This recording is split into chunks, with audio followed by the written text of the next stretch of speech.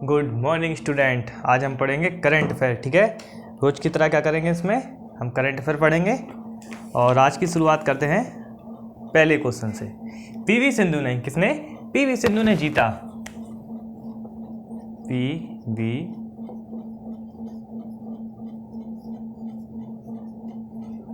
सिंधु ने जीता, क्या जीता इन्होंने जीता सिंगापुर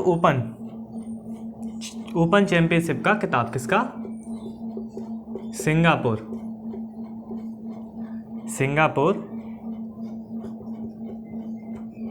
ओपन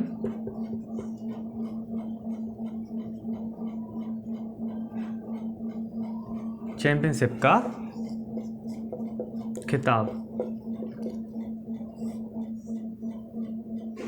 स्टूडेंट, मेरा नाम है शशांक कश्यप, आप पढ़ रहे हैं एसके स्टडी।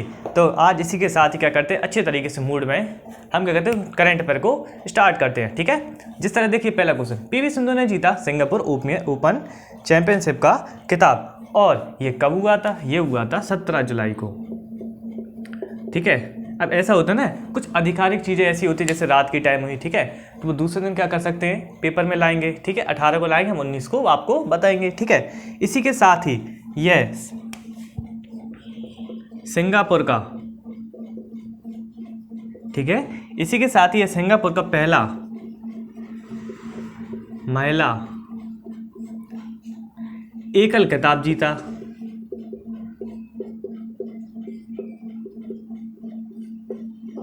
क्योंकि ये पहली बार हुआ है। ठीक है, सिंगापुर ओपन चैंपियनशिपिंग, ठीक है, चैंपियनशिप ये क्या हुआ है, पहली बार हुआ है। इसके बाद और इन्होंने किसको हरा कर जीता, ये सबसे इंपॉर्टेंट चीज़ रखती है।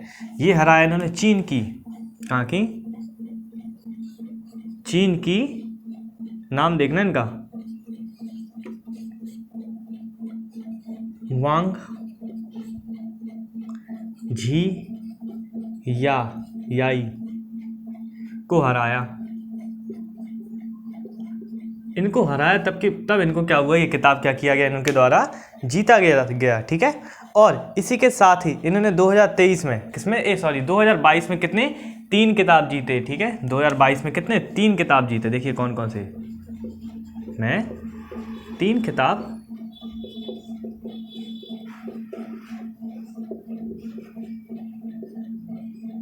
जीते। ठीक है, कौन कौन से जीते? इन्होंने जीता स्विस ओपन, ठीक है, कौन सा? Swiss open. और सैयद इंडिया मोदी सैयद मोदी इंडिया है, सॉरी, अब होता है ना सैयद मोदी इंडिया इंटरनेशनल,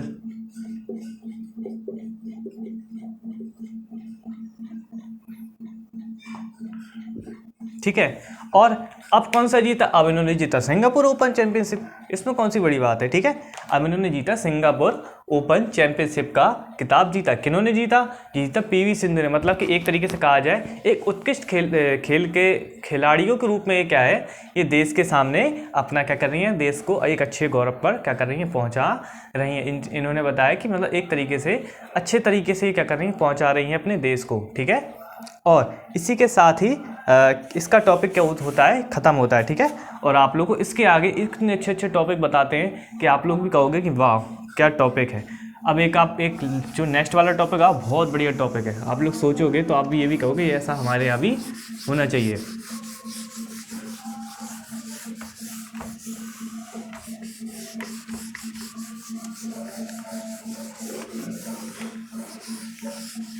केरल राज्य को कितना विकसित मानते लोग, है ना, बहुत विकसित मानते ना। तो केरल राज्य नहीं,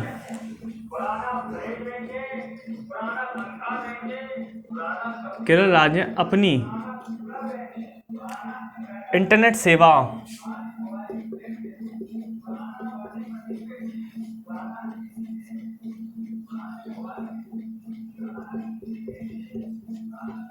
का पहला राज्य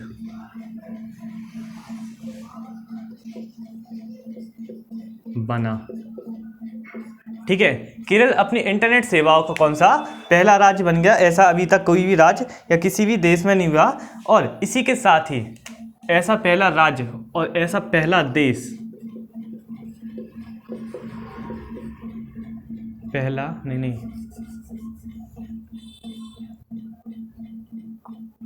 अपनी इंटरनेट सेवा रखने वाला, यहाँ पे लिखेंगे जाओ, अपनी इंटरनेट सेवा रखने वाला पहला देश भारत और पहला राज्य केरल बन गया। अब सही रहा आपको, ठीक है, अब सही रहा आपको लिखने के में, अब कोई दिक्कत नहीं है, ठीक है। आप लिख सकते हो कि अपनी इंटरनेट सेवाओं को रखने वाला पहला देश कौन सा बन गया है, भारत बन गया है, और पहला राज्य कौन सा बन गया है, ये बन गया है केरल राज्य, ठीक है। इसी के साथ ही आप लोगों को इसमें और भी अंदर की डिटेल बताते हैं, ठीक है। इसको सबसे पहले किसने कौन सी वो है, ये इसका नाम है केरल फाइबर, केरल फाइबर दूरसंचार नेटवर्क।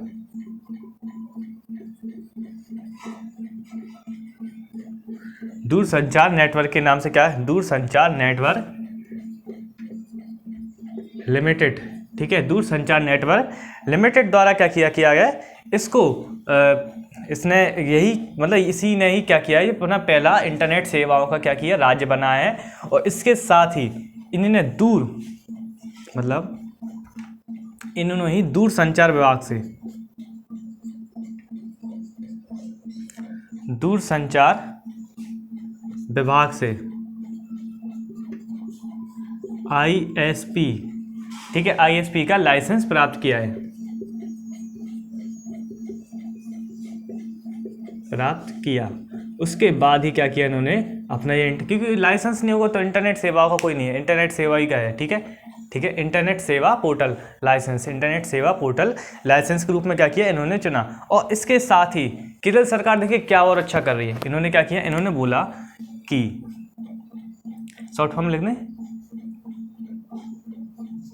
कॉफन योजना के तहत, ठीक है, इन्हें कॉफन योजना के तहत क्या करेंगे हम, BPL परिवारों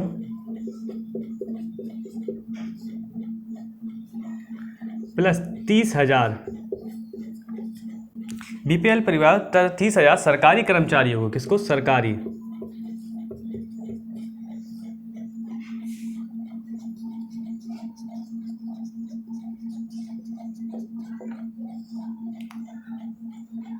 को मुफ्त इंटरनेट देंगे, क्या देंगे,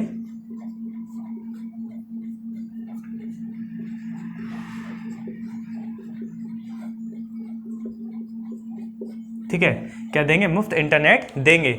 इसके साथ ही आप लोग को बताया गया है कि इसको कितने देखिए, केरल फाइबर ने क्या किया, दूरसंचार नेटवर्क लिमिटेड को क्या किया, तो क्या किया, दूरसंचार लिमिटेड ने क्या किया, दूरसंचार नेटवर्क लिमिटेड ने दूरसंचार विभाग से ISP इंटरनेट सेवा पोर्टल का लाइसेंस क्या किया, लाइसेंस प्राप्त किया। जिसके बाद ये पहला राज्य बन गया जो क्या कर रहा है, अपनी इंटरनेट सेवाओं को क्या कर रहा है, खुद उपयोग कर रहा है, ठीक है। और इसके साथ ही इन्हें कॉफन योजना के तहत, मतलब ये केरल फाइबर और ऑप्टिकल नेटवर्क योजना के तहत क्या किया गया, इन्होंने BPL परिवारों तथा 30,000 सरकारी कर्मचारियों को क्या करेगा, मुफ्त इंटरनेट सेवाओं क्या करेगा, प्रदान करेगा। और सबसे बड़ी बात, ये कब लॉन्च हुआ था, ये हुआ था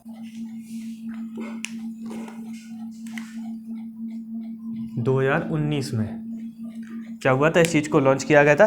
जिसके बाद क्या किया गया, इसको प्रभावी ढंग से, इसको अलग अलग ढंग से यूज़ करते हुए, मतलब प्रभावी ढंग से अलग अलग पोर्टल पर क्या हुआ, काम करते हुए इसने अपनी इंटरनेट सेवाओं का क्या कर दिया गया, बता दिया।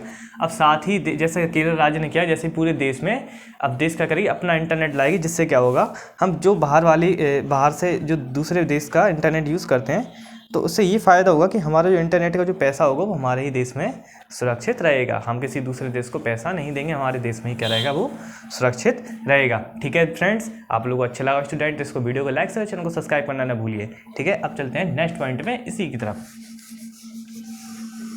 ठीक है, आप लोगों को भी अच्छा लगेगा। अगर मुफ्त इंटरनेट मिलेगा तो।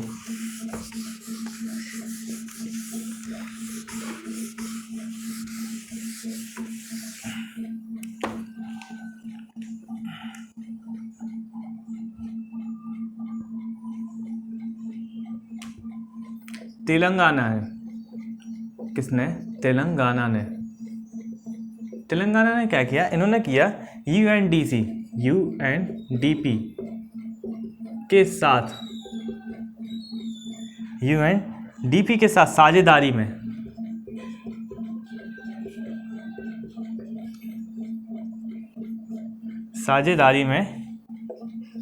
DICRA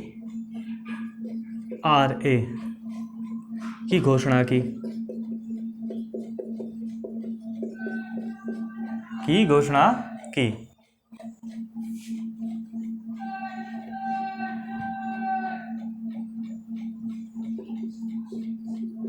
अब ये है क्या चीज़, आप लोगों को नहीं पता कि ये क्या चीज़ है, ठीक है। अब हम बताते हैं इसका उद्देश्य।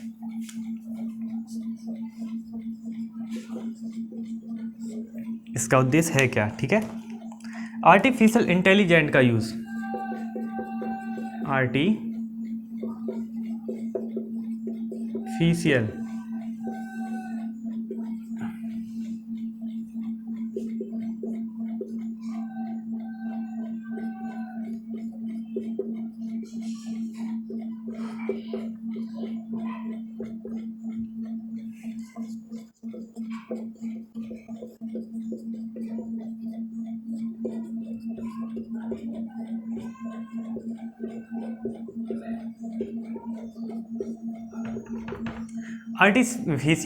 से इंटेलिजेंस सेवाओं का उपयोग खाद्य सुरक्षा में करना, ठीक है। आर्टिफिशियल तकनीकी का उपयोग क्या करना? खाद्य सुरक्षा में करना, और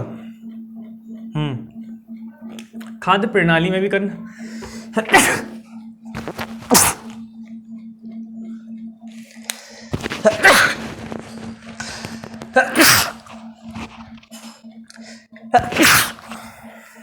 चलो 5 हो गई इस बात। क्या करना? खाद्य प्रणाली में भी करना।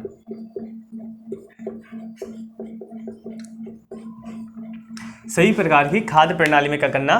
खाद्य सुरक्षा और मतलब खाद्य सेवाओं में उपयोग करना, खाद्य सुरक्षा में करना, और खाद्य प्रणाली में क्या करना? आर्टिफिशियल इंटेलिजेंस का यूज़ करना। इस चीज़ को बताया गया। इसके तहत, किसके तहत बताते हैं आपको, DICRA के तहत क्या किया जाएगा? इसके तहत क्या किया जाएगा? किसानों की फसलों में, किसकी? किसानों की।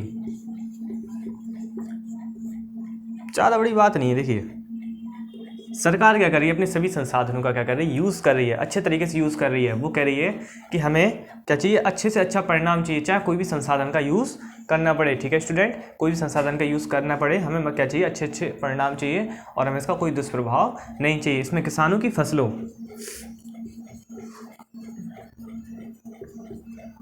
प्लस जानवरों, किसकी? प्लस जानवरों पर जलवायु के परिवर्तन का असर, जलवायु के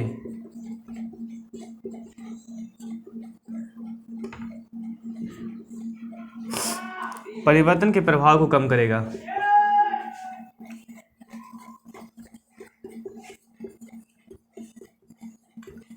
कम करेगा, ठीक है। क्या करेगा? ये किसानों की फसलों प्लस जानवरों पर जलवायु के परिवर्तन के प्रभाव क्या करेगा? कम करेगा। मतलब कि एक तरीके से कहा जाए कि इसको बहुत तरीके से यूजबल रूप से मान रहे हैं। इसलिए सरकार ने, किसने? तेलंगाना सरकार ने यूएनडीपी के साथ क्या कि साझेदारी में DICRA की घोषणा की। इसके तहत करके मतलब आर्टिफिशियल इंटेलिजेंट सेवाओं का उपयोग खाद्य सुरक्षा में करेगा और खाद्य प्रणाली में करेगा। इसमें DICRA के तहत किसानों की फसलों और उनके जानवरों पे हो रहे जलवायु के प्रभाव का क्या करेगा? ये कम से कम करने की कोशिश करेगा, ठीक है। अब चलते हैं अंतर्राष्ट्रीय न्याय दिवस। अब देखिए न्याय आप लोगों को मिलेगा, न्याय, ठीक है। हर चीज़ का उपयोग है अपने यहाँ।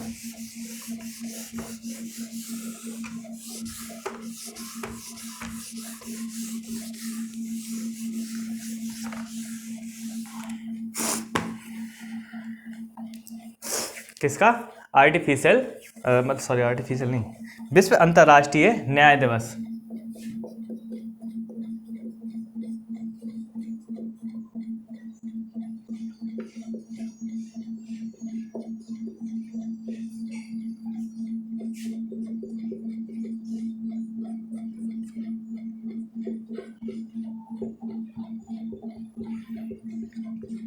ठीक है, क्या मनाया गया? विश्व अंतर्राष्ट्रीय न्याय दिवस। ये क्यों मनाया जाता है, किस लिए मनाया, ये सब आपको बताया जाएगा। इसमें पीड़ितों के अधिकारों के लिए, किसके? पीड़ितों के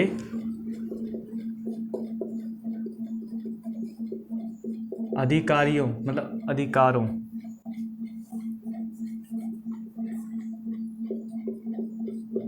पीड़ितों के अधिकारों, ठीक है, किसके लिए? पीड़ितों के अधिकार। जो पीड़ित लोग हैं, जैसे कि किसी ने किसी के साथ क्या किया, कुछ प्रॉब्लम मतलब अत्याचार किया किसी प्रकार का, तो मतलब या उसकी ज़मीन वगैरह छीन ली, तो क्या वो पीड़ित हो गया। अब वो क्या करता है, सरकार के पास जाता है कि सर हमारी ज़मीन को छुड़वाइए। तो सरकार क्या करती है, उसके तहत क्या करती है, जिस व्यक्ति ने उसको उसकी ज़मीन छीने उसके विरुद्ध क्या करती है, कार्रवाई करती है, और उच्च स्तर की कार्रवाई करती है, जिससे कि उसकी ज़मीन जल्दी से जल्दी उस पर पहुँचाई जा सके। ठीक है, और अन्याय के खिलाफ समर्थन देने वालों का,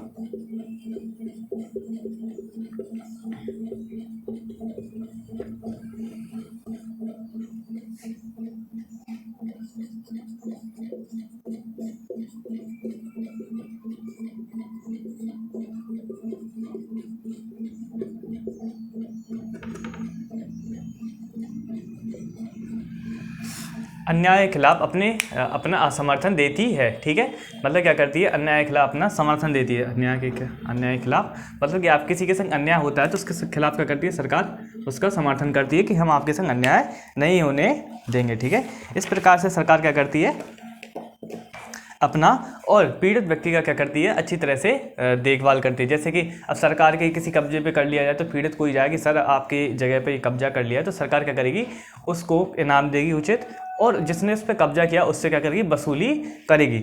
इसको सबसे पहले यह दिन 1988 में 1988 में रोम संविधि को अपनाने का प्रतीक है, अपनाने का प्रतीक है। ठीक है, क्या है, अपनाने का प्रतीक है। क्या है, यह दिन 1958 मतलब यह दिन 1998 में रोम संविधि को अपनाने का क्या है, प्रतीक है। ठीक है, इस चीज़ को बताया कि इस चीज़ को अपनाने का क्या है, प्रतीक के रूप में जाना जाता है, और इसके दिन को क्या किया गया है, इसी दिन को मनाया गया है। ठीक है, इसके तहत इसका थीम भी रखा गया है अन्याय दिवस का। देखिए, कोई भी न्याय दिवस, अन्याय दिवस, किसी भी प्रकार का दिवस होता है तो उसका क्या होता है, एक प्रॉपर थीम होता है, क्योंकि उसको आगे तक और बढ़ाना है। ठीक है, इसी का क्या है, एक थीम है। इसका थीम क्या है, देखिए बताते हैं।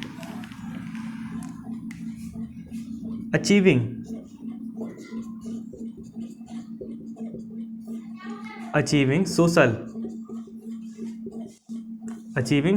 Justice, achieving social justice 3 formal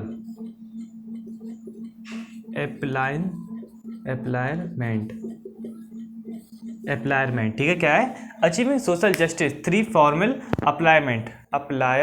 ठीक है, ये क्या है, इसका एक थीम के रूप में क्या किया है, जाना गया है। आप लोगों को देखिए ऐसे किसी बहुत सारे प्रकार के थीम मिलेंगे, आगे भी जाओगे तो किसी प्रकार की हर साल क्या होता है, थीम। ये विश्व योग दिवस पे थीम निकला था, वो भी बहुत इंपॉर्टेंट है। आप लोग को अब जो भी पैट मैट के पेपर आ रहे हैं आपके UPPCL पैट मैट, उनके लिए सबसे ज़्यादा इंपॉर्टेंट थीम है ये। ठीक है, आप लोग को जो भी सही लगे वो कीजिए, मगर एक बार अपने करंट अफेयर को थोड़ा ज़्यादा, पैट में सबसे ज़्यादा करंट अफेयर आएगी, आप लोगों को पहले बता रहा हूँ, 10 नंबर की करंट अफेयर उसमें। ठीक है, देश विदेश दुनिया विदेश सब पढ़ाऊँगा मैं इसमें। बस आपको क्या करना है, अपनी करंट अफेयर को थोड़ा ध्यान रखना है कि किसने क्या किया है, क्यों किया है। ठीक है। आपको इतना अच्छा तरीके से पढ़ा रहे, इतने डीपली में कोई नहीं पढ़ाता आपको, ठीक है। इसलिए और अगर मेरा देखिए चैनल को ज़्यादा से ज़्यादा लोगों ने सब्सक्राइब किया तो फिर मैं आप लोगों को PDF भी दे सकूँगा, ठीक है। PDF के लिए आप लोग अगर बोला था एक ने, तो एक भैया ने बोला था कि PDF दे दीजिए, हम PDF भी दे देंगे आपको व्हाट्सअप पर्सनली में, ठीक है। आप लोगों को वीडियो को लाइक से चैनल को सब्सक्राइब करना है, ठीक है, ज़्यादा से ज़्यादा लोगों को भेजना है।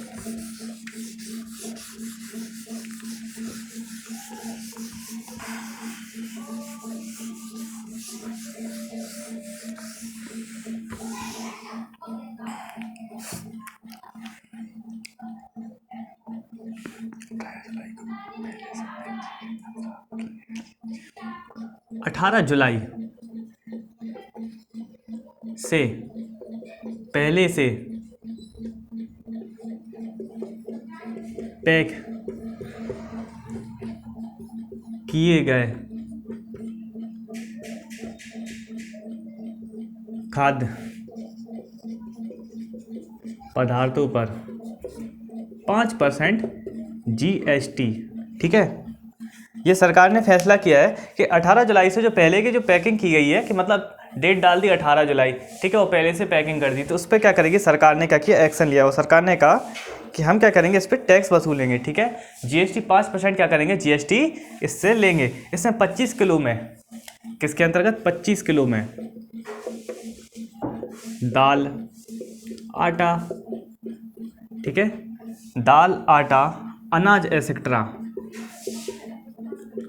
ठीक है, अनाज एक्सेट्रा, इसमें क्या है, जो एकल पैक में पैक किए हों, ठीक है।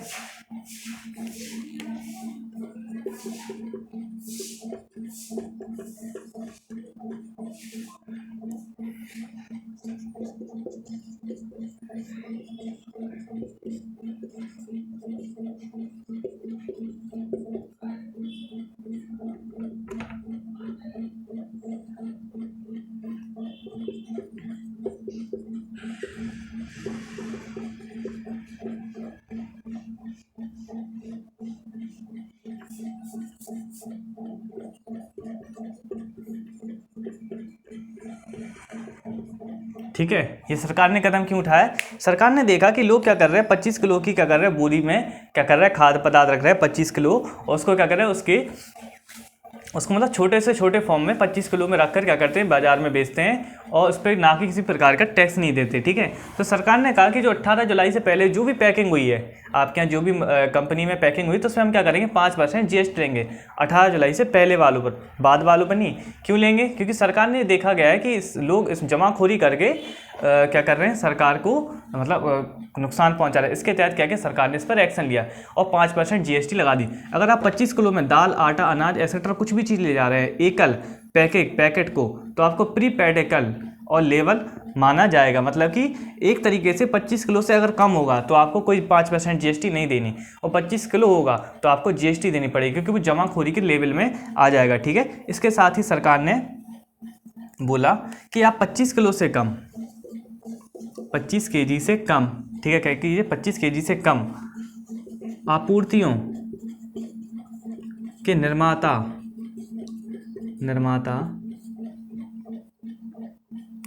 दुकानदार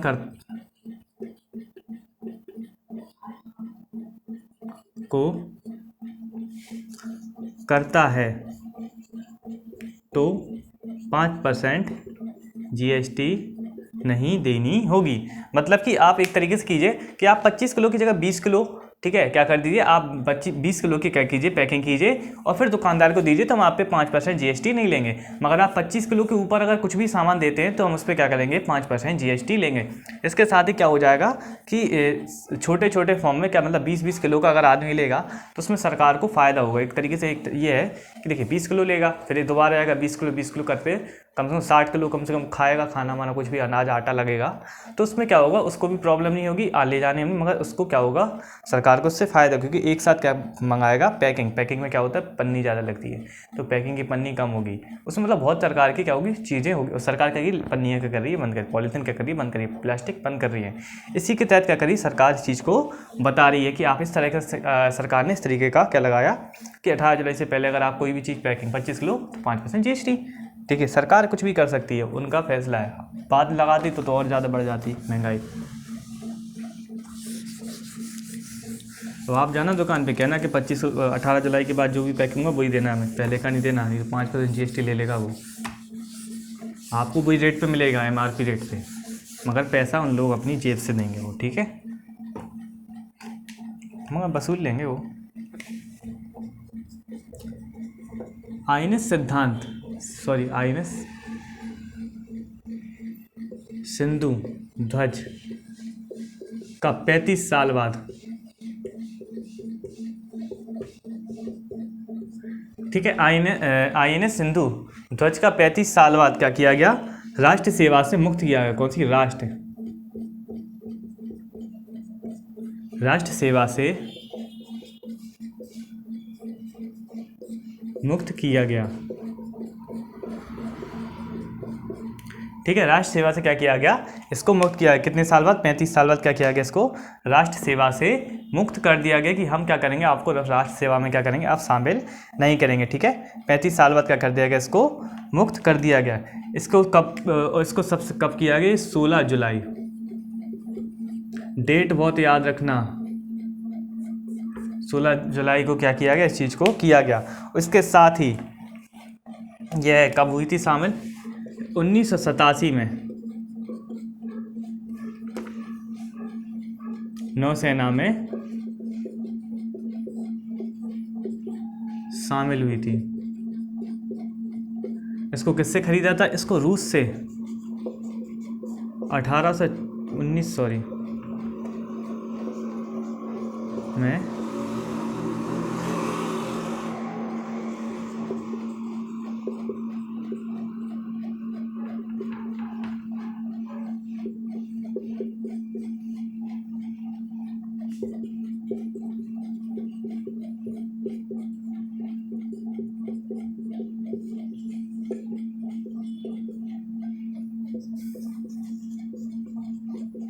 ठीक है। रूस में कितनी?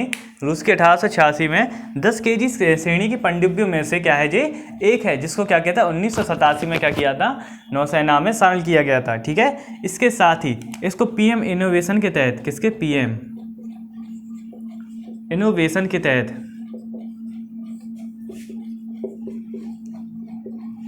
क्या किया गया, द चीफ ऑफ लेवल,